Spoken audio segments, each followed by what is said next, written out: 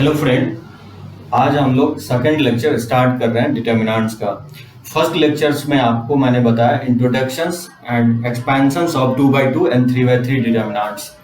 आज उसी लेक्चर्स को हम लोग कंटिन्यू करेंगे। आज हम कुछ लोग देखेंगे कि 3x3 का एक्सपेंशंस क्या होता है और माइनर्स को फैक्टर जैसे हम आपको बता चुके हैं मैट्रिसेस में, उसी को एक्सटेंड करेंगे हम लोग डिटर्मिनेंट्स में भी। तो माइनर्स को फैक्टर्स और हम लोग देखेंगे कि ट्रांसपोज क्या होता है डिटर्मिनेंट्स का। बहुत लोगों को मैं आपको डीपीपी सर्कुलेट कर चुका हूं, लेकिन जिसको नहीं मिला हो वो मुझे इन्फॉर्म करेंगे।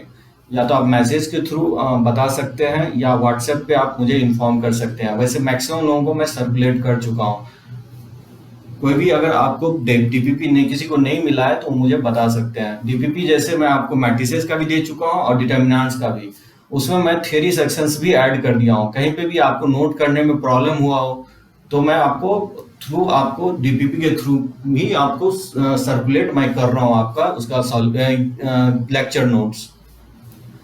तो मुझे आशा है कि आप एंजॉय कर रहे होंगे लेक्चर्स को। और आज देखते हैं सेकंड लेक्चर्स में डिटर्मिनेंट्स जो है ना, काफी इंपॉर्टेंट चैप्टर्स होगा। ये चैप्टर्स काफी इजी है समझना और दूसरे चैप्टर से काफी लिंक है। बहुत लोगों का क्वेश्चंस आ रहा था परम्यूटेशंस, कॉम्बिनेशंस, लिंक क्वेश्चंस। सो डिटर्मिनेंट्स हो या मैट्रिसेस, बहुत सारे क्वेश्चन जो है लिंक करते हैं परम्यूटेशंस, कॉम्बिनेशंस के साथ। इवन बाइनोमियल के साथ बहुत सारे क्वेश्चंस लिंक होते हैं, ट्रिगोनोमेट्री से लिंक होते हैं। तो जहां तक परम्यूटेशंस, कॉम्बिनेशंस के जितने भी क्वेश्चंस हो आप उसको स्किप करके, मैंने वैसे डीपीपी में दे चुका हूं वो क्वेश्चंस, मैं स्किप नहीं किया हूं। वो क्वेश्चंस हम लोग पीएनसी जब स्टार्ट करेंगे तो उसमें हम लोग डिस्कस करेंगे वो क्वेश्चंस। तो चलिए स्टार्ट करते हैं। एक्सपेंशन वैसे मैं तो बता चुका हूं, expansion of third order determinants. लेकिन एक देखते हैं, शॉर्टकट मेथड होता है जिसको हम लोग सरस रूल बोलते हैं। तो बहुत शॉर्टकट मेथड से भी आप थर्ड ऑर्डर का एक्सपेंशन निकाल सकते हैं। सेकंड का तो काफी इजी था जो हम लोग निकाल चुके हैं। तो चेक करते हैं थर्ड ऑर्डर का डिटर्मिनेंट्स, बहुत इजी मेथड जिसको हम लोग सरस रूल कहते हैं, उससे कैसे फाइंड आउट कर सकते हैं। वैसे तो मैं आपको रोज बाय और कॉलम वाइज एक्सपेंशंस करना बताया हूँ, वो तरीका से तो आप कर ही सकते हैं। लेकिन आप चाहें तो जो मेथड मैं आज बता रहा हूँ उससे भी आप एक्सपैंड कर सकते हैं। इससे जो है ना क्विकली एक्सपैंड होता है। तो देखिए कैसे एक्सपैंड करेंगे, लेकिन ये वैलिड होगा 3x3 के लिए हम एक्सपैंड करेंगे, 4x4 के लिए भी होगा, 5x5। लेकिन आपके सिलेबस में 3x3 है, इसलिए मैं आपको 3x3 एक्सपेंशंस बता रहा हूँ। जैसे मान लीजिए डिटर्मिनेंट्स को जो है ना डिनोट करने का बहुत सारे तरीके हैं। वैसे तो आपको मैं बताया कि वर्टिकल लाइंस, जैसे कि मान लीजिए 3x3 मैट्रिक्स अगर ले लें, जैसे A1 A2 A3, B1 B2 B3, C1 C2 C3, ये कोई मैट्रिसेस है 3x3 साइज का। अगर इसको हम डिटर्मिनेंट्स फॉर्म में लिखें तो मैं काफी जगह मैं ऐसे ही लिखते आ रहा हूँ, वर्टिकल लाइंस के थ्रू डिनोट कर रहा हूँ। लेकिन ध्यान रखना है कि डिटर्मिनेंट्स को और भी तरीके से डिनोट किया जाता है। डिटर्मिनेंट ब्रैकेट में A लिख दिया जाता है, इस तरह से डिनोट भी किया जाता है। डिटर्मिनेंट का 3 लेटर लिया जाता है, ब्रैकेट में A, इस तरह से भी डिटर्मिनेंट को डिनोट किया जाता है। डेल्टा से भी डिनोट करते हैं, कैपिटल डी से भी डिनोट करते हैं, बहुत सारे नोटेशंस है। जनरली कैपिटल लेटर से हम लोग डिनोट करते हैं। तो इसका डिटर्मिनेंट्स वैल्यू क्या होगा, A1 A2 A3, B1 B2 B3, C1 C2 C3। देखिए इसको हम कैसे एक्सपैंड कर सकते हैं, एक शॉर्टकट तरीका होगा। वैसे तो मैं रो वाइज और कॉलम वाइज लास्ट लेक्चर्स में एक्सपैंड किया ही हूं, इसको एक बहुत ही शॉर्टकट मेथड से भी एक्सपैंड कर सकते हैं। जैसे इसको मैं क्या नाम दिया था, इसको मैं बोला था आपको प्रिंसिपल डायगोनल। क्या नाम दिए थे, प्रिंसिपल डायगोनल। इसको लिख सकते हैं पीडी, प्रिंसिपल डायगोनल। और इसको मैं नाम दिया था ऑफ डायगोनल। क्या बोले थे, रिवर्स डायगोनल नहीं तो ऑफ डायगोनल, ओडी लिख सकते हैं। तो देखिए जब भी आप इसको एक्सपैंड करेंगे तो क्या होगा, ये इसको आप लिखेंगे, बेसिकली क्या करेंगे, सबसे पहले प्रिंसिपल डायगोनल का sum, principal diagonal minus of diagonal होगा। अब देखिए प्रिंसिपल डायगोनल का मतलब क्या होगा, क्या करेंगे, ये जो डायगोनल होगा, प्रिंसिपल डायगोनल जो होगा, ये सारे एलिमेंट को आप मल्टीप्लाई कर देंगे, A1 B2 C3। जो प्रिंसिपल डायगोनल का एलिमेंट होगा सारे एलिमेंट्स को मल्टीप्लाई कर देंगे, ठीक है, और उसको लिखेंगे। ये मल्टीप्लाई करेंगे तो क्या होगा, A1 B2 C3, तो A1 B2 C3, ठीक है। सो प्रिंसिपल डायगोनल के एलिमेंट को मैंने क्या किया, मल्टीप्लाई कर दिया। अब इसी के पैरेलल अब आगे आगे इधर बढ़ेंगे तो 2 एलिमेंट है, ठीक है। तो इसी डायगोनल के पैरेलल अगर देखें तो 2 एलिमेंट है, क्योंकि आपको 3 एलिमेंट का हमेशा प्रोडक्ट आना चाहिए। सो 3 एलिमेंट का अगर प्रोडक्ट आना चाहिए तो यहाँ 2 ही एलिमेंट है A2 B3। तो क्या करेंगे, A2 B3 तो जो अपोजिट होगा इसी पैरेलल साइड हम इधर बढ़ेंगे तो ये क्या आएगा, C1 आएगा। तो A2 B3 के जो अपोजिट एलिमेंट होगा इसी के पैरेलल हम बढ़ेंगे तो C1 आएगा, तो इसका प्रोडक्ट ले लेंगे, यानी A2 B3 C1 हो जाएगा। प्लस लिखेंगे A2 B3 C1, ठीक है। इसी के पैरेलल 2 एलिमेंट आया और इसके अपोजिट A3 नहीं लेंगे, A3 नहीं लेंगे आप, A2 B3 के साथ इसी के अपोजिट होगा C1 लेंगे। फिर प्लस होगा इसी के पैरेलल आप जब नीचे आएंगे तो 2 एलिमेंट आएगा, या इसी के जब आप ऊपर जाएंगे तो सिर्फ A3 आएगा।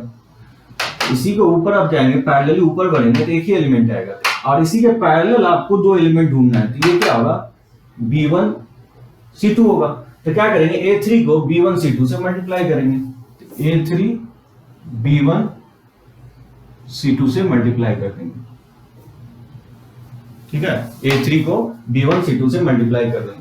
देखिए मैं फिर से बता रहा हूं, डायगोनल एलिमेंट को आप मल्टीप्लाई कर देंगे, ये हो जाएगा A1 B2 C3, और इसी के पैरेलल ऊपर जाएंगे तो 2 एलिमेंट आपको दिखेगा। इस 2 एलिमेंट, क्योंकि 3 एलिमेंट एवरी टर्म जो होता है 3 एलिमेंट्स के मल्टीप्लिकेशंस में रहता है, तो इसके पैरेलल आप जाएंगे तो A2 B3 मिलेगा।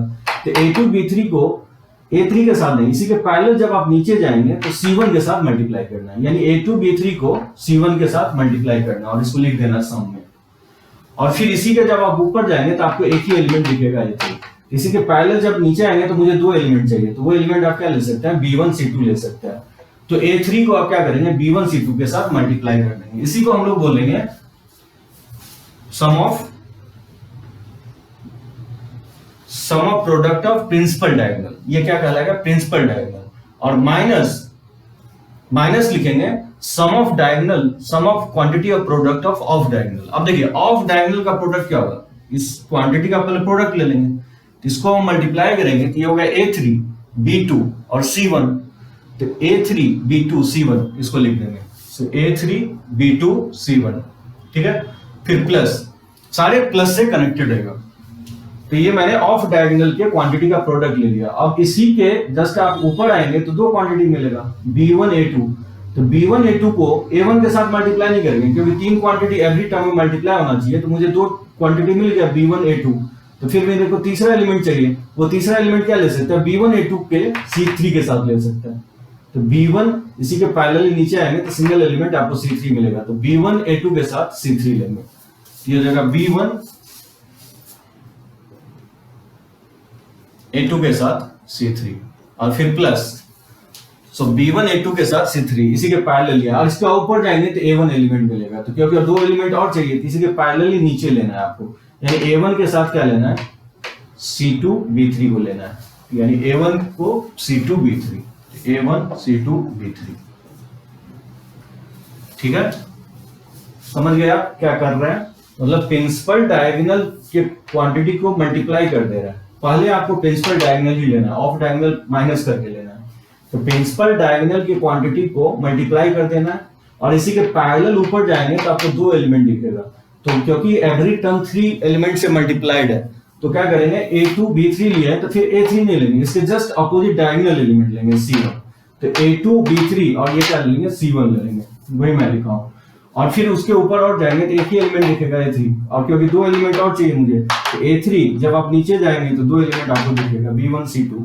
तो A3 को B1 C2 से मल्टीप्लाई कर देंगे, तो ये जो होगा आपको प्रिंसिपल डायगोनल के अलावा हो गया सम इसका। फिर ऑफ द डायगोनल की क्वांटिटी को मल्टीप्लाई कर देंगे माइनस साइन के साथ, ब्रैकेट के अंदर लिखेंगे, यानी ऑफ डायगोनल के क्वांटिटी को मल्टीप्लाई करेंगे तो ये हो जाएगा C1 B2 A3, ठीक है। A3 B2 C1, A3 B2 C1 इसको मल्टीप्लाई कर देना है। और फिर जब आप इसके ऊपर जाएंगे तो आपको 2 क्वांटिटी दिख रहा है B1 A2। तो B1 A2 को क्या करेंगे, इसके अपोजिट A1 से नहीं करेंगे, B1 A2 को आप क्या करेंगे, C3 से मल्टीप्लाई कर देंगे, वही मैं लिखा हूं सेकंड टर्म। और फिर जब आप इसके और ऊपर जाएंगे तो A1 एलिमेंट दिखेगा, तो A1 के साथ आप इसके नीचे 2 एलिमेंट देखेंगे तो C2 और B3 दिखेगा। तो A1 को क्या करेंगे, C2 B3 से मल्टीप्लाई कर देंगे, तो ये तीसरा आ जाएगा ऑफ डायगोनल का। तो 3 टर्म होगा प्लस से कनेक्टेड, ये हो गया प्रिंसिपल डायगोनल का, और माइनस साइन का साथ लिखेंगे 3 टर्म होगा ऑफ डायगोनल का एलिमेंट। तो टोटल 6 होगा, 3 प्लस में होगा 3 माइनस, यहाँ ब्रैकेट लगा रहे थे, ये जब ब्रैकेट खोलेंगे तो एवरी टर्म क्या होगा, माइनस से मल्टीप्लाई होगा। तो ये शॉर्टकट अप्रोच हो गया जो आप एक्सपैंड कर सकते हैं डायरेक्टली। अब जो इजी लगे आप अप्लाई कर सकते हैं, ये भी मेथड सुटेबल है, और जो मैं लास्ट लेक्चर में बताया उस मेथड से भी आप फाइंड आउट कर सकते हैं। तो इस पे देखते हैं कुछ क्वेश्चंस, चलिए नोट कीजिए इस पे। अगर आप देखें questions,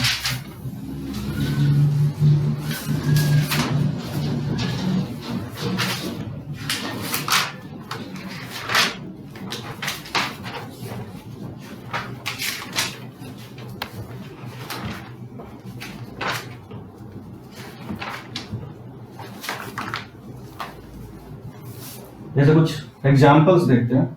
if alpha beta gamma are the roots of the equations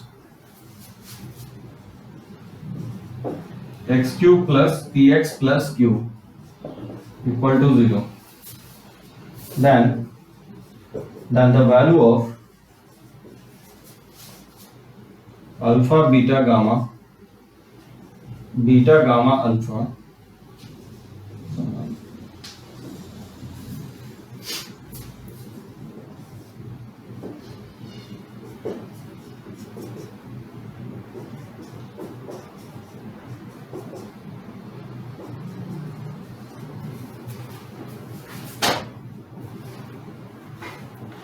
देखिए, जैसे मैं ये क्वेश्चंस लिया हूं कि alpha beta gamma are the roots of the equations x cube plus p x plus q equal to 0, then find the value of determinants. इस determinants का value निकालना है। रो 1 में लिखा हूं अल्फा बीटा गामा, रो 2 में बीटा गामा डेल्टा, और ये गामा डेल्टा अल्फा, इसका निकालना है in terms of P Q में वैल्यू। तो देखिए क्या होगा, इसका वैल्यू अगर निकालना है तो देखिए कैसे फाइंड आउट करते हैं। जैसे देखिए अल्फा बीटा गामा अल्फा और गामा अल्फा बीटा, ठीक है। अगर इसको एक्सपैंड करते हैं, देखिए ये जो सरस रूल है, ये जो शॉर्टकट मेथड बताया, इससे अगर एक्सपैंड करें तो क्या होगा, ये आपका डायगोनल होगा, ये आपका डायगोनल होगा। इस क्या करेंगे, पहले डायगोनल एलिमेंट को मल्टीप्लाई कर देंगे, तो इसको लिख सकता है अल्फा गामा बीटा, अब प्लस फिर क्या करेंगे, बीटा अल्फा को गामा के साथ मल्टीप्लाई करेंगे, तो बीटा गामा को अल्फा के साथ मल्टीप्लाई करेंगे, तो बीटा अल्फा को गामा के साथ मल्टीप्लाई कर दिया प्लस, और फिर बीटा अल्फा को क्या करेंगे, गामा के साथ मल्टीप्लाई कर देंगे, तो बीटा अल्फा के पास गामा अल्फा से बीटा अल्फा से मल्टीप्लाई कर देंगे। लेकिन समझो जैसे क्या किया है, प्रिंसिपल डायगोनल को मल्टीप्लाई किए, किया है, इसके आगे पैरेलल में बढ़ेंगे तो बीटा अल्फा है, तो उसको गामा से मल्टीप्लाई कर देंगे, और फिर इसके ऊपर और जाएंगे तो गामा होगा, तो गामा को बीटा अल्फा से मल्टीप्लाई कर देंगे, ये हो गया प्लस में माइनस। अब क्या करेंगे, ऑफ डायगोनल, इसको अगर मल्टीप्लाई करते हैं ऑफ डायगोनल को, तो गामा गामा गामा, तो ये क्या हो जाएगा, गामा क्यू हो जाएगा, और इसी के पैरेलल अगर ऊपर बढ़ते हैं तो बीटा स्क्वायर होगा, और सिंगल एलिमेंट इसका बीटा है, तो बीटा स्क्वायर बीटा से मल्टीप्लाई होगा, तो ये बीटा क्यू हो जाएगा, और इसी के पैरेलल ऑफ डायगोनल के पैरेलल ऊपर बढ़ेंगे तो सिंगल एलिमेंट अल्फा होगा, ठीक है, सिंगल एलिमेंट अल्फा होगा, और दो एलिमेंट और चाहिए, तो ये होगा दो एलिमेंट अल्फा अल्फा, ये अल्फा और ये अल्फा अल्फा, तो लिख सकता हूं अल्फा क्यू। और आप देख सकते हैं ये भी alpha beta gamma alpha beta gamma alpha beta gamma, तो ये किसके इक्वल हो जाएगा, 3 अल्फा बीटा गामा, और माइनस हो जाएगा alpha Q beta Q gamma Q. अगर इसमें माइनस कॉमन ले लें तो इसको लिख सकते हैं alpha cube plus beta cube plus gamma cube, और माइनस 3 अल्फा बीटा गामा, और इसका फैक्टराइजेशन हम लोग जानते हैं, alpha plus beta plus gamma, तो alpha square plus beta square plus gamma square minus alpha beta minus beta gamma minus gamma alpha, ये होता है इसका फैक्टर। अब देख सकते हैं अल्फा बीटा गामा इसके रूट है, अल्फा बीटा गामा इसके रूट है, तो सम ऑफ द रूट क्या होगा, सम ऑफ द रूट हम लोग क्या लिखते थे, क्वाड्रेटिक में फॉर लर्न किया, माइनस बी वाई होता है, तो b किसका कोएफिशिएंट होता है, b जो कोएफिशिएंट होता है x स्क्वायर का कोएफिशिएंट होता है, तो क्योंकि यहाँ तो x स्क्वायर का टर्म है नहीं, तो x स्क्वायर का कोएफिशिएंट क्या होगा, 0 होगा, ये वैल्यू क्या हो जाएगा, 0 हो जाएगा। अब देख सकते हैं alpha plus beta plus gamma 0 आ गया, तो इसको निकालने की जरूरत ही नहीं है, जब ये 0 हो गया तो ये एक्सप्रेशन को 0 से मल्टीप्लाई करेगा तो क्या होगा, 0 ही होगा, तो इसका आंसर हो जाएगा आपको 0 के इक्वल होगा। तो क्योंकि 0 किसी ऑप्शन में नहीं है इसलिए इसका आंसर नन ऑफ दिस होगा। ठीक है, तो इसको नोट कर सकते हैं। देखिए, जैसे इसका वैल्यू निकालना है कि इस डिटरमिनेंट्स का वैल्यू क्या होगा, या तो आप row wise column wise expand करके भी निकाल सकते हैं, जैसा नहीं तो ये रूल बताया उसके थ्रू भी आप निकाल सकते हैं। क्या होगा इस रूल के थ्रू, इसको डायरेक्टली मल्टीप्लाई कर देना आपको, तो मल्टीप्लाई करेंगे तो b प्लस सी प्लस ए और a प्लस बी हो जाएगा। ठीक है, प्लस ये हो गया प्रिंसिपल डायगोनल का प्रोडक्ट, और फिर आगे जाएंगे तो ए बी और इसको सी से मल्टीप्लाई करेंगे तो ये हो जाएगा ए बी सी, प्लस फिर ऊपर जाएंगे तो ए और ए को बी सी से मल्टीप्लाई करेंगे तो फिर ए बी सी होगा। ये हो गया प्रिंसिपल डायगोनल के अलोंग, माइनस और ऑफ डायगोनल के अलोंग इसको अगर मल्टीप्लाई करेंगे तो क्या होगा, इसको मल्टीप्लाई करेंगे तो हो जाएगा ए सी और इंटू सी प्लस ए, प्लस और इसको ऊपर जाएंगे तो बी सी होगा। बी सी को क्या करेंगे, बीसी को इससे मल्टीप्लाई करेंगे, बीसी को अगर मल्टीप्लाई करेंगे इससे, नहीं एबी को, सॉरी एबी को मल्टीप्लाई करेंगे इससे ए प्लस बी से, तो इसको लिख सकते हैं A B A plus B, और प्लस ऊपर जाएंगे तो single element B plus C होगा, तो बी प्लस सी को क्या करेंगे, बीसी से मल्टीप्लाई करेंगे, बी प्लस सी को बीसी से मल्टीप्लाई कर देंगे। ये हो गया आपका एक्सपेंसेस। अब इसको मल्टीप्लाई कर लेंगे, तो इसको जब आप मल्टीप्लाई करेंगे तो क्या होगा, बी प्लस सी, इसको मल्टीप्लाई करेंगे तो ये हो जाएगा A C plus B C plus A square plus A B. ठीक है, plus A B C plus A B C, तो प्लस 2abc हो जाएगा, और माइनस इसको अगर मल्टीप्लाई करते हैं तो ए सी स्क्वायर प्लस हो जाएगा ए स्क्वायर सी, इसको मल्टीप्लाई करेंगे तो ए स्क्वायर बी प्लस हो जाएगा ए बी स्क्वायर, और प्लस इसको मल्टीप्लाई करेंगे तो बी स्क्वायर सी प्लस हो जाएगा बी सी स्क्वायर। इसको आप फर्दर मल्टीप्लाई कर सकते हैं, अगर बी से मल्टीप्लाई करेंगे तो ये हो जाएगा ए बी सी, ये हो जाएगा बी स्क्वायर सी और प्लस ये हो जाएगा ए स्क्वायर बी, फिर इसको इससे मल्टीप्लाई करेंगे तो ए बी स्क्वायर, और फिर सी से करेंगे तो ए सी स्क्वायर, और फिर ये हो जाएगा ए बी सी स्क्वायर, और फिर सी से करेंगे तो सी ए स्क्वायर, और फिर इस सी से करेंगे तो ए बी सी हो जाएगा। ठीक है, प्लस 2abc तो पहले से ही है, और माइनस हो जाएगा ए सी स्क्वायर और ए स्क्वायर सी माइनस ए स्क्वायर सी और माइनस ए स्क्वायर बी और माइनस ए बी स्क्वायर और माइनस बी सी स्क्वायर और माइनस बी सी स्क्वायर। ठीक है, इसको प्रॉपर्टी से बनाएंगे तो काफी इजी होगा। जस्ट मैं बता रहा हूं कि कैसे एक्सपैंड करते हैं डिटरमिनेंट्स को। पर्टिकुलरली इस प्रॉब्लम को हम लोग जब लर्न करेंगे प्रॉपर्टीज तो बहुत इजीली बनेगा, तो प्रॉपर्टी से काफी इजीली हम इसको फाइंड आउट करेंगे। तो जैसे देखिए ए सी स्क्वायर से ए सी स्क्वायर कैंसिल हो जाएगा, ए स्क्वायर जैसे यहाँ पे ए स्क्वायर सी है, ए स्क्वायर सी से ए स्क्वायर सी कट जाएगा, तो ए स्क्वायर बी से ए स्क्वायर बी कैंसिल हो जाएगा ये, अब ए बी स्क्वायर से ये टर्म बैलेंस हो जाएगा ए बी स्क्वायर, फिर बी सी स्क्वायर से बी सी स्क्वायर बैलेंस हो जाएगा, उसी तरह से बी स्क्वायर सी से बी स्क्वायर सी बैलेंस हो जाएगा। तो देखिए यहाँ से 2abc और यहाँ abc, तो ये वैल्यू होगा 3abc। ठीक है, इसको लिखें।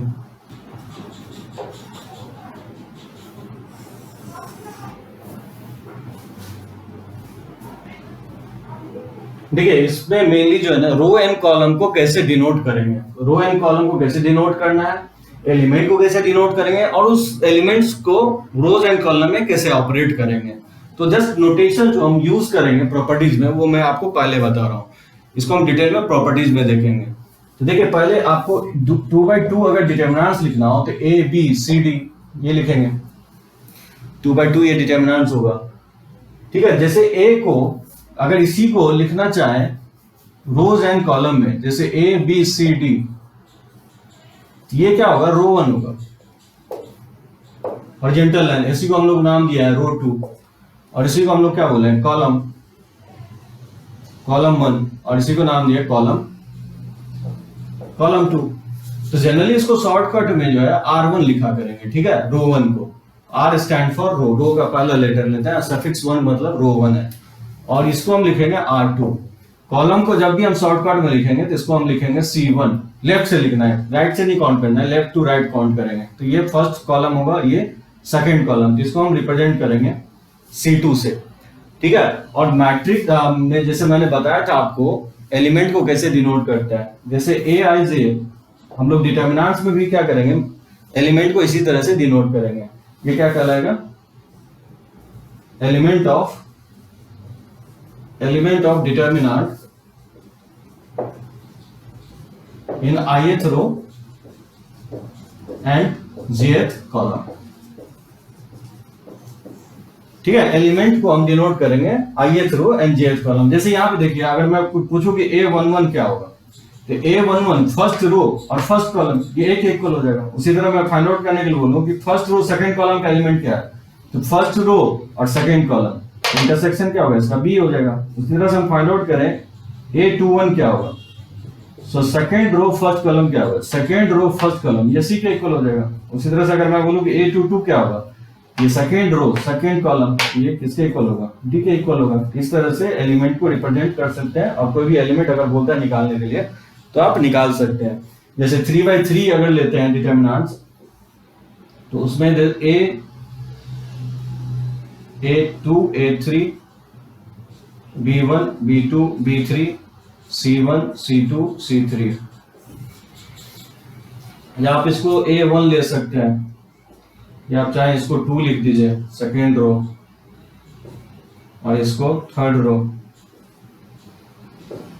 देखिए क्या होगा, ये रो 1 होगा, इसको रिप्रेजेंट करेंगे r1 से, इसको r2 से, और ये r3 होगा। उसी तरह से ये कॉलम 1 होगा, ये कॉलम 2 होगा, और ये कॉलम 3। तो 3/3 डिटरमिनेंट में 3 रोज होंगे और 3 कॉलम्स होंगे।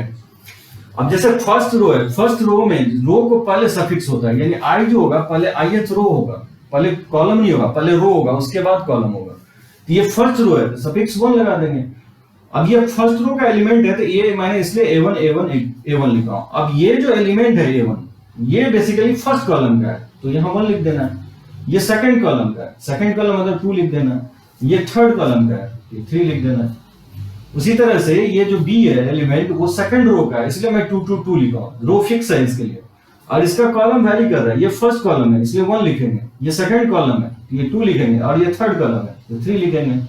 उसी तरह से ये थर्ड रो का एलिमेंट है c, इसलिए मैं 3 3 3 लिखा हूं, रो पहले लिखेंगे। और उसके बाद क्योंकि कॉलम वैरी कर रहा है इसलिए 1 ये सेकंड कॉलम हो जाएगा, और ये थर्ड कॉलम। इस तरह से रिप्रेजेंट कर सकते हैं। जनरली आप इसको शॉर्टकट में लोग ऐसे भी लिखता है aij 3/3, शॉर्टकट में इस तरह से भी लिख दिया जाता है, और एक्सपेंडेड फॉर्म में इस तरह से लिख सकते हैं। तो समझ गए हो? जैसे कि मान लीजिए कोई एलिमेंट को अगर लिखना हो, मान लीजिए 3/3 डिटरमिनेंट दिया गया 5 7 1 9 2 3। अगर मैं पूछूं कि a32 क्या होगा, तो a32 क्या होगा, थर्ड रो और second column.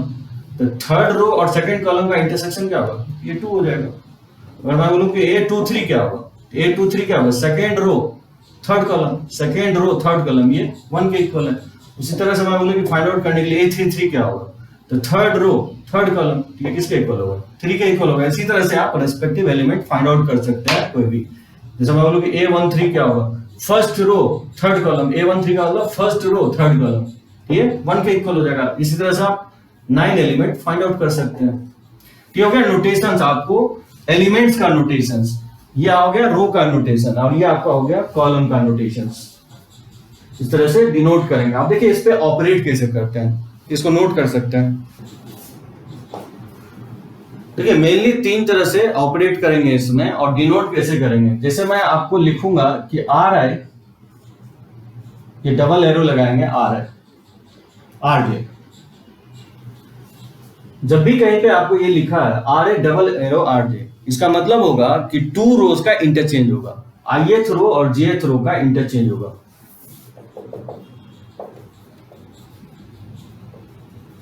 Interchanging of ith row and jth row. जैसे देखिए कोई भी मान लीजिए डिटर्मिनेंट्स है 2/2, जैसे लेट्स से xy और pq, और मैं बोल रहा हूं कि इसको इंटरचेंज करने के लिए रो 1 को इंटरचेंज करना है रो 2 के साथ, रो 1 को चेंज करना है रो 2 के साथ। जब भी आपको ये लिखा होगा इसका मतलब ये होगा कि क्या करना है कि आपको रो 1 क्या होगा, ये होगा xy, और रो 2 का एलिमेंट क्या होगा, ये pq होगा। इसको क्या करना है, फ्लिप कर देना, इंटरचेंज कर देना है, यानी xy को नीचे ले आना है और pq को ऊपर लेके चले जाना है, यानी ये हो जाएगा pq xy। तो जब भी R1 डबल एरो R2 लिखेंगे इसका मतलब होगा 2 रो का इंटरचेंज। अगर मान लीजिए कॉलम इस तरह से अगर लिखा हुआ है CYPQ, अगर लिखता है कि C1 डबल एरो C2, तो C स्टैंड फॉर कॉलम होगा, ये इंटरचेंजिंग ऑफ टू कॉलम होगा। जब भी हम R लिखेंगे रो का इंटरचेंज होगा, और C1 C2 यानी कॉलम, ये कॉलम 1 होगा, ये कॉलम 2, इसको इंटरचेंज करेंगे तो क्या होगा, कॉलम 1 को कॉलम 2 की जगह लिख देना, कॉलम 2 को कॉलम 1 की जगह। तो ये कॉलम 1 कॉलम 2 की जगह, कॉलम 2 को इस इधर लिखेंगे तो क्या होगा YQ, और ये कॉलम 1 को कॉलम 2 की जगह लिखेंगे तो XP। ये हो जाएगा आपका रो, और कॉलम 1 को कॉलम 2 के साथ इंटरचेंज कर दिया। ठीक है, उसी तरह से दूसरा जो होगा operations RI single arrow K times of RI।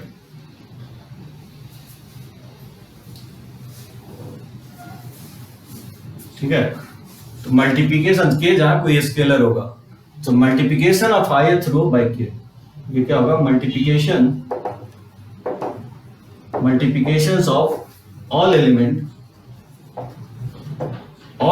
Of ith row by constant K. ठीक है, जैसे मान लीजिए ये दिया गया, ये एग्जांपल ले लें, जैसे XY और PQ। अगर मैं बोलूं कि रो 1 को 2 टाइम्स ऑफ रो 2 करें या 3 टाइम्स ऑफ रो 2 करें, तो क्या करेंगे, इसको रो 1 में क्या करना है, 3 से आपको मल्टीप्लाई कर देना है। जैसे रो 1 ये है, इसमें 3 से मल्टीप्लाई कर देना है, तो 3x 3y, और रो 2 को एज इट इज रखना है। ठीक है, जैसे मैं बोलूं कि इसी में XY PQ क्या करना है, कॉलम 1 में हाफ टाइम्स ऑफ कॉलम 1 करना है, रो 2 को हो जाए रो 1 ही लिखना है, रो 1 को 3 टाइम्स ऑफ रो 1 से चेंज। इसको रिप्लेस बोलते हैं, जो ना एरो, इसको लिमिट नहीं समझना है, इसको हम क्या बोलते हैं, रिप्लेस कर सकते हैं। मतलब कॉलम 1 को हाफ टाइम्स ऑफ कॉलम 1 करना है तो क्या होगा, तो जब भी ये ऑपरेशंस लिखेंगे, ये सब ऑपरेशंस हो गया जब हम कॉलम और रो में अप्लाई करेंगे। तो कॉलम 1 को क्या कर रहे हैं, हाफ टाइम्स ऑफ कॉलम 1 कर रहे हैं, तो कॉलम में क्या करना है, जस्ट आपको हाफ से मल्टीप्लाई करना है। कंफ्यूज नहीं होना है, मैट्रिसेस में मैं आपको क्या बताया था, ईच एंड एवरी एलिमेंट पे मल्टीप्लाई होता है, लेकिन डिटर्मिनेंट्स में ऐसा नहीं होगा, या तो रो वाइज या कॉलम वाइज ही मल्टीप्लाई करेंगे। तो जैसे यहाँ मेंशंस रहेगा कि कॉलम से करना है कि रो से करना है, जैसे यहाँ रो 1 में किया 3 से, जैसे यहाँ पे बोला है कॉलम 1 में हाफ से मल्टीप्लाई करना, तो ये हो गया कॉलम, तो कॉलम में हाफ से मल्टीप्लाई करेंगे तो ये हाफ x होगा और ये हाफ p होगा, और क्योंकि कॉलम 2 में कोई चेंज नहीं करना है, तो इस तरह से लिख देंगे। ठीक है, जैसे मान लीजिए 3/3 लेते हैं, 1 2 4 6 3 7 9 8 1 5। अगर इसमें मैं बोलूं कि रो 2 को 2 टाइम्स ऑफ रो 2 करने के लिए, तो बताइए क्या लिखेंगे, 2 टाइम्स ऑफ रो 2 करेंगे तो रो 2 ये होगा, तो इसमें 2 से क्या करना है, आपको मल्टीप्लाई कर देना, 2 4 6 6 14 18 और 8 1 5। ठीक हो जाएगा, रो 2 को 2 times of row 2। First operation हो गया interchanging of rows and column, और सेकंड ऑपरेशन बताया रोज एंड कॉलम में कि कोई भी नॉन जीरो कांस्टेंट से किसी रोज या किसी कॉलम में मल्टीप्लाई करेंगे तो कैसे करेंगे, उसका नोटेशन क्या होगा, और मल्टीप्लाई होगा तो कैसे होगा। तो चलिए इसको नोट कर सकते हैं।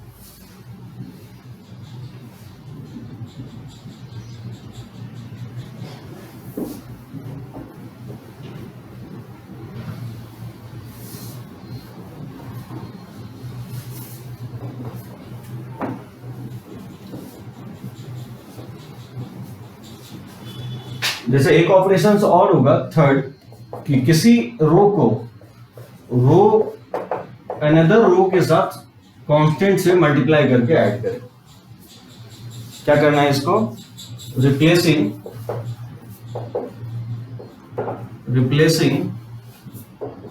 ith row, replacing all element of ith रो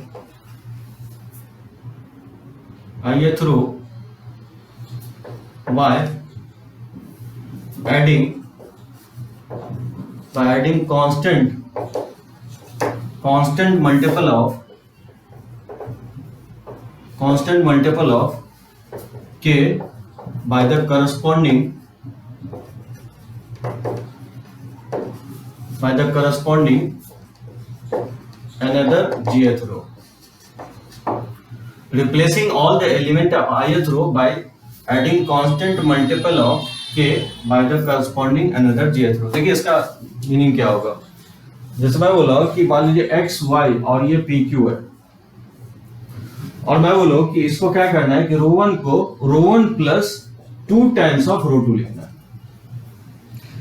इसका ये मतलब होगा कि रो वन को आप रिप्लेस करना है कि रो वन में क्या करना है, पहले 2 से रो 2 में ऐड कर देना है और फिर रो वन के साथ ऐड कर देना है, 2 से मल्टीप्लाई करके ऐड कर देना है।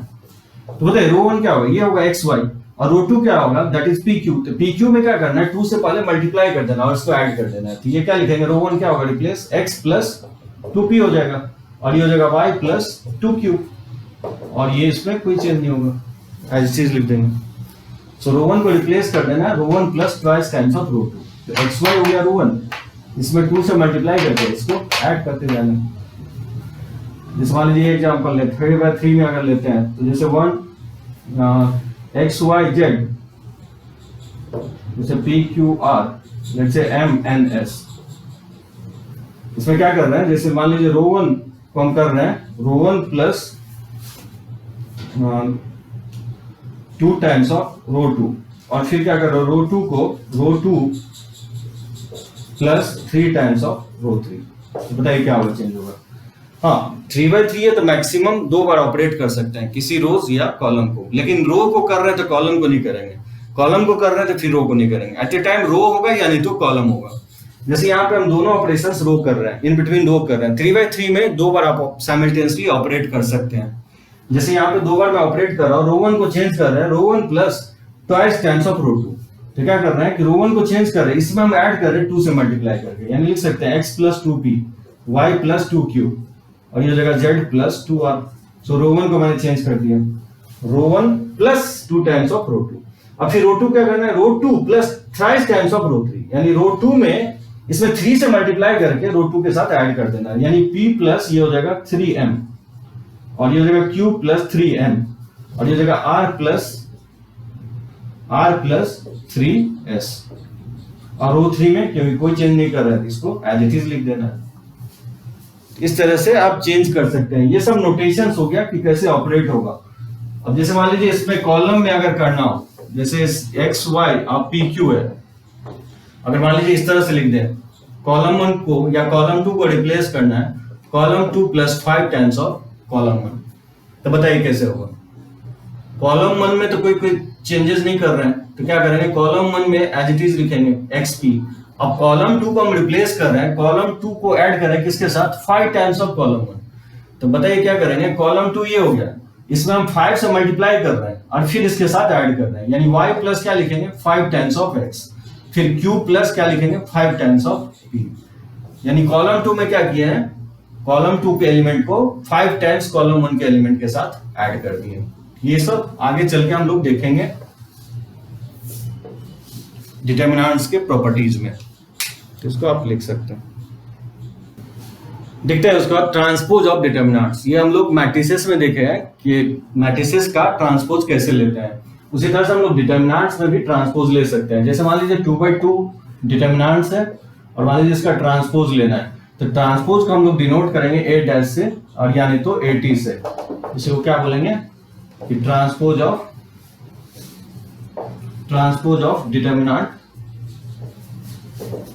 Determinant a। और ये होता क्या है बेसिकली, ये मैं बताया आपको, रो को इंटरचेंज कर देते हैं कॉलम में, रो 1 रो को कॉलम में, रो 2 को रो 2 में कॉलम में।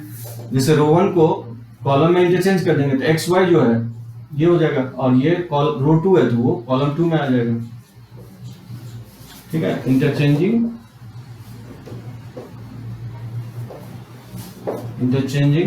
रो, interchanging all elements of row into column और वाइस वर्सा। ठीक है, सिंपल होगा। रोज को आपको सारे एलिमेंट को रो को कॉलम में ले आना। जैसे ये रो 1 का एलिमेंट है, इसको कॉलम में ले आएंगे, ये रो 2 का एलिमेंट है, इसको कॉलम में ले आएंगे। जैसे मान लीजिए ये डेल्टा है, x y z 1 2 3 p q r. मान लीजिए इसका आगे ट्रांसपोज लेना है तो क्या होगा, डैश लिखेंगे, ये हो जाएगा x y z 1 2 3 p q r. ठीक है, रो को कॉलम में हम लिख दिया। और इसे ध्यान रखना है, इसका वैल्यू डिटरमिनेंट वैल्यू चेंज नहीं होता है, यानी डेल्टा जो है डेल्टा डैश के इक्वल होगा। यहाँ पे भी आप देख सकते हैं जो ए जो है ए के इक्वल होगा। आप एक्सपांड करके क्रॉस चेक कर सकते हैं। सो जब भी डिटरमिनेंट्स में हम ट्रांसपोज लेंगे, सारी रोज को कॉलम में अगर लिखते हैं तो डिटरमिनेंट्स का वैल्यू चेंज नहीं होता है, डिटरमिनेंट का वैल्यू चेंज नहीं होगा, तो काफी इंपॉर्टेंट होगा। उसी तरह से सिमेट्रिक और एस्क्यू सिमेट्रिक डिटरमिनेंट्स है, तो उसको देखते हैं वो क्या होता है।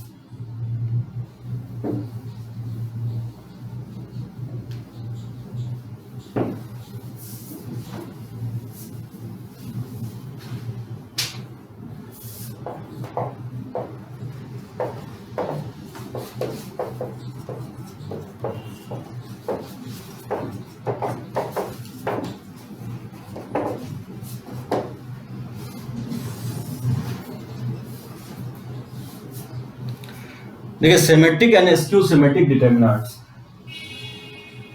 मान लेता हूं ये जो होगा सिमेट्रिक होगा,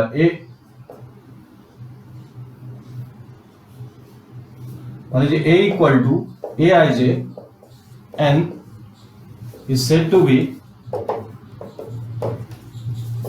सिमेट्रिक, वर्टिकल लाइन से डिनोट कर रहा हूं, is said to be symmetric determinant if A I J क्या होना चाहिए, इक्वल होना चाहिए ए जे आई के। मैं इन अदर वर्ड्स बोल रहा हूं कि जब आप इसका ट्रांसपोज लेंगे तो ट्रांसपोज में कोई चेंज नहीं होगा। तो सिमेट्रिक डिटरमिनेंट्स, वैसे तो मैं सिमेट्रिक मैट्रिसेस भी आपको बताया, वो स्क्वायर मैट्रिक्स होता है, तो डिटरमिनेंट्स में भी वही कंसेप्ट होगा कि ith रो jth कॉलम, jth रो ith कॉलम के एलिमेंट इक्वल होनी चाहिए, जैसे हम लोग मैट्रिसेस में देखे थे। दैट मींस कि कोई भी डिटरमिनेंट सिमेट्रिक कब होगा, जब हम उसका ट्रांसपोज लेंगे तो उस डिटरमिनेंट्स में कोई चेंज नहीं होगा, यानी उसके वैल्यू में भी कोई चेंज नहीं होगा, क्योंकि बताया कि दोनों का मैग्नीट्यूड क्या होता है, इक्वल ही होता है। जैसे मान लीजिए ये 1 2 3 4 ये सिमेट्रिक अगर है, जैसे डायगोनल एलिमेंट में कोई चेंज नहीं होगा, यहाँ जो एलिमेंट लिख रहे हैं 2, तो यहाँ पे भी क्या होना चाहिए, 2 ही होना चाहिए, क्योंकि ये एलिमेंट जो होगा ये फर्स्ट रो सेकंड कॉलम का एलिमेंट है, और ये जो होगा ये सेकंड रो फर्स्ट कॉलम का एलिमेंट है, और ये आपका डायगोनल एलिमेंट कहलाएगा। तो ये सिमेट्रिक डिटरमिनेंट्स होगा। जैसे अगर 3/3 का लेते हैं तो जैसे ये हो जाएगा 1 A B B C C, इसको मैं मान लो P Q R S S, ये क्या कहलाएगा, सिमेट्रिक डिटरमिनेंट्स कहलाएगा। ये एलिमेंट इक्वल होना चाहिए, ये इसके इक्वल होना चाहिए, ये इसके, और डायगोनल एलिमेंट कुछ भी होगा चलेगा। तो डायगोनल एलिमेंट कुछ भी हो सकता है। ये एलिमेंट आप देख सकते हैं फर्स्ट रो थर्ड कॉलम का एलिमेंट है, ये फर्स्ट रो सेकंड कॉलम का एलिमेंट है।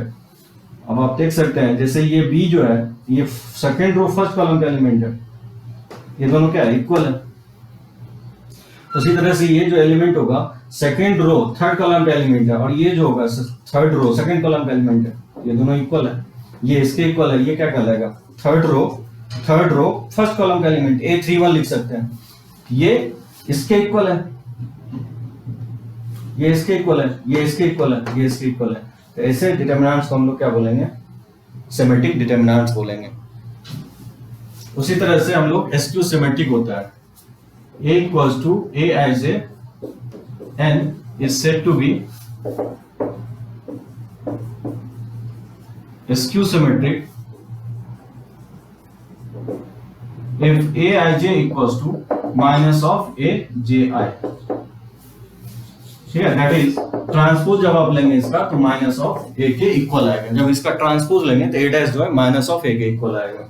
जैसे स्क्यू सिमेट्रिक अगर लेते हैं 2/2, एक चीज ध्यान रखना है कि डायगोनल एलिमेंट क्या होगा, सिमेट्रिक डिटरमिनेंट्स का 0 होगा। ये सब मैं एक्सप्लेन किया हूं, आप इसको मैट्रिक्स में देखेंगे बहुत अच्छे से मैं एक्सप्लेन किया। इसका अंतर इतना ही है कि मैं यहाँ डिटरमिनेंट्स लिख रहा हूँ, वहां पे मैं मैट्रिसेस लिखा था, डेफिनेशन में कोई चेंजेस नहीं है।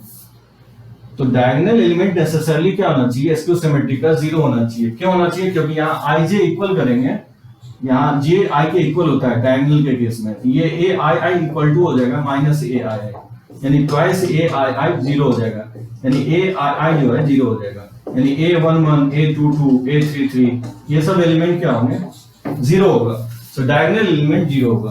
तो जैसे ये एग्जांपल ले ले, जैसे 0 A minus A, B minus B, 0 C minus C, ये भी बोल सकते हैं क्या होगा, एसक्यू सिमेट्रिक डिटरमिनेंट्स होगा, क्योंकि इसका डायगोनल एलिमेंट जीरो है और A I J minus of A J I equal है, मैग्नीट्यूड में इक्वल होना चाहिए, साइन में अपोजिट। हाँ, माइनस साइन किधर भी हो सकता है, इधर भी लगा सकते हैं, इधर भी, या माइनस साइन आप इधर भी लगा दीजिए तो कोई फर्क नहीं पड़ेगा। ये एसक्यू सिमेट्रिक डिटरमिनेंट हुआ, मैग्नीट्यूड में इक्वल होना चाहिए, साइन में अपोजिट, ठीक है।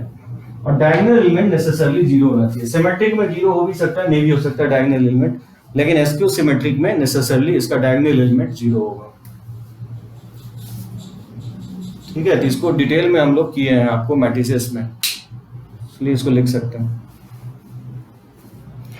तो चलिए नेक्स्ट क्लास में हम लोग इसको कंटिन्यू करेंगे, माइनर्स एंड कोफैक्टर्स देखेंगे हम। वैसे तो माइनर्स एंड कोफैक्टर्स मैं आपको मैट्रिसेस में भी चेक किया है, लेकिन इसको डिटेल में देखेंगे। माइनर्स एंड कोफैक्टर्स से रिलेटेड प्रॉपर्टीज में काफी यूजेस होता है आपको डिटरमिनेंट्स के प्रॉपर्टीज में, तो आप इसको पढ़िए और जो भी डीपीपी दिया गया है उसको बनाइए आप। और अगर किसी को डीपीपी नहीं मिला है तो आप मुझे इन्फॉर्म कर सकते हैं, फेसबुक पे भी आप शेयर कर सकते हैं या लाइक कर सकते हैं, कमेंट कीजिए, ठीक है। कमेंट कीजिए, मैक्सिमम लोगों को 12th में जिसको प्रॉब्लम हो रहा है उसको आप शेयर कर सकते हैं। और कहीं पे भी आपको वीडियो में कहीं प्रॉब्लम है तो कमेंट सेक्शन में जाके मुझे इन्फॉर्म कीजिए। और कोई भी डाउट हो आप किसी भी मीडियम के थ्रू आप मुझे इन्फॉर्म कीजिए, मैं उसका कोशिश करूंगा मैक्सिमम से मैक्सिमम प्रॉब्लम हल करने का। हाँ, कुछ प्रॉब्लम मुझे मिल रहा है जो कि अदर टॉपिक से लिंक्ड है, तो आपका जो कुछ बचा हुआ परम्यूटेशन एंड कॉम्बिनेशंस वो आपको बहुत जल्दी कंप्लीट करके वो भी क्वेश्चंस मैं करवाने की कोशिश करूंगा।